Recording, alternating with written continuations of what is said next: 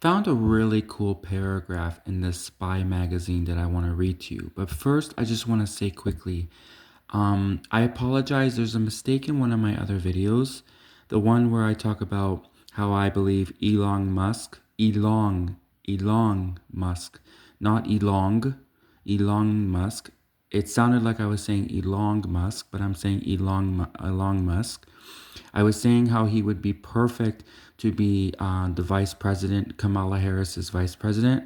I was saying how if Kamala Harris, the president of the United States, if she made Elon Musk her running mate, the guy who does Tesla and SpaceX and does all those cool space launches with space and technology, she could make him her running mate, and then that would be a really cool administration that I want to vote for, because then you got Kamala Harris, who knows politics, and you got Elon Musk, who's like an expert in space and technology and spaceships and at the other galaxies. And so anyways, I was saying his name Elon Musk, but when I went to go look at the subtitles, the English subtitles on my videos, they kept saying and Elon Musk, and it sounds like I was saying Elon, but actually I was saying Elon Musk. So I don't want to get his name wrong, because I actually like the guy, and he's a really nice guy, and he has a nice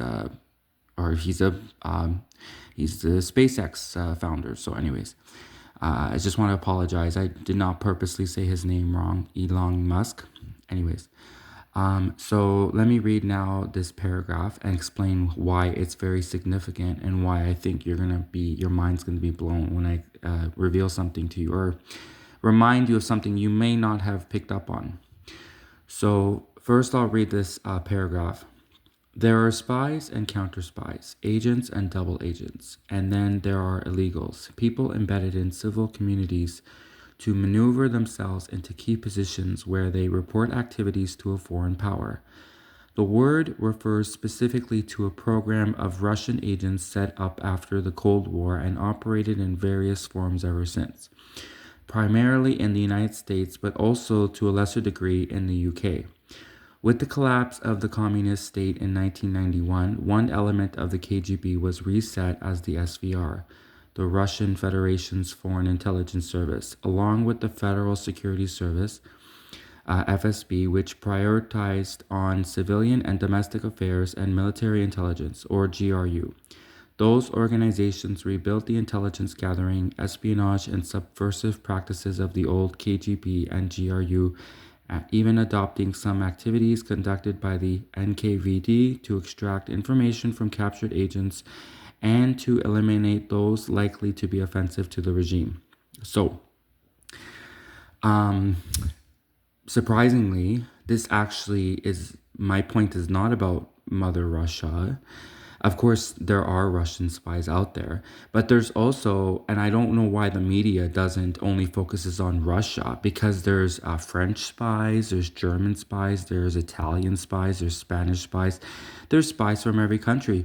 So why is the media only talking? Why is the media seems like it's only talking mainly about Russian spies? It's not really fair, because the whole world has spies. I mean, even Canada has spies, America has spies, Cuba, Mexico, Switzerland, even smaller countries like Sweden, they have spies. So I really don't understand why they're only specifically so focused on Russia. I know Russia's one of the biggest countries, or sorry, I know Russia is the biggest country in the world.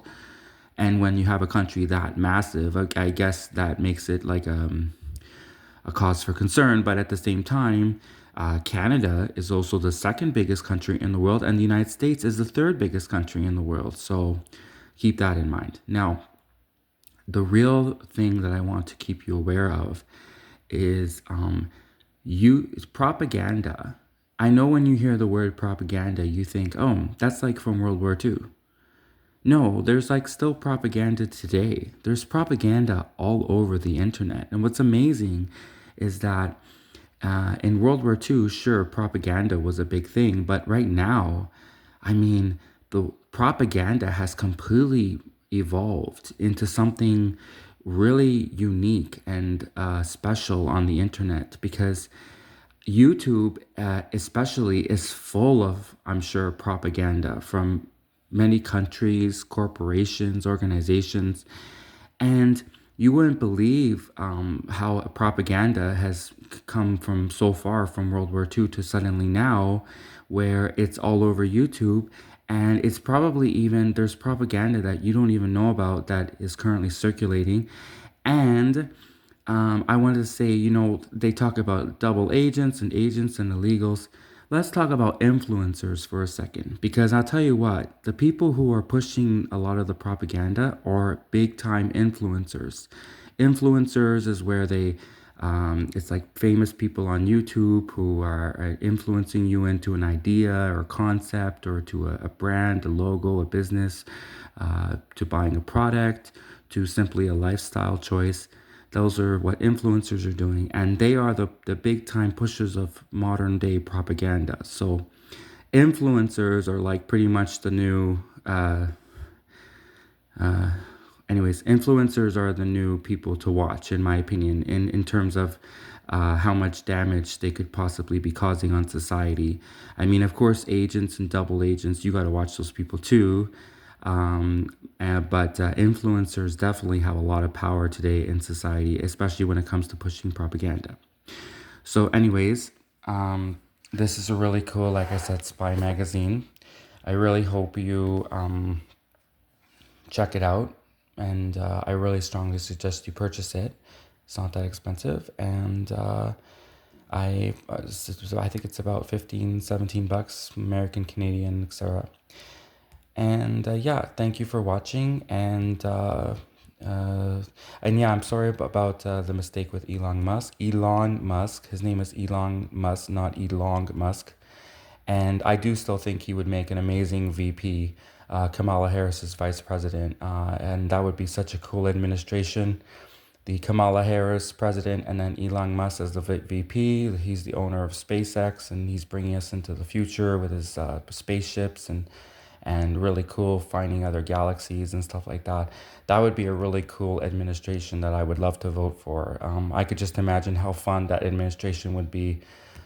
You could probably see Kamala Harris doing photo ops in front of one of Elon Musk's spaceships, right? And that would be really cool. And it would be like it would be like a whole space race NASA administration again. Like you remember in the 1960s with the moon landing and how the politics were like so tied to outer space.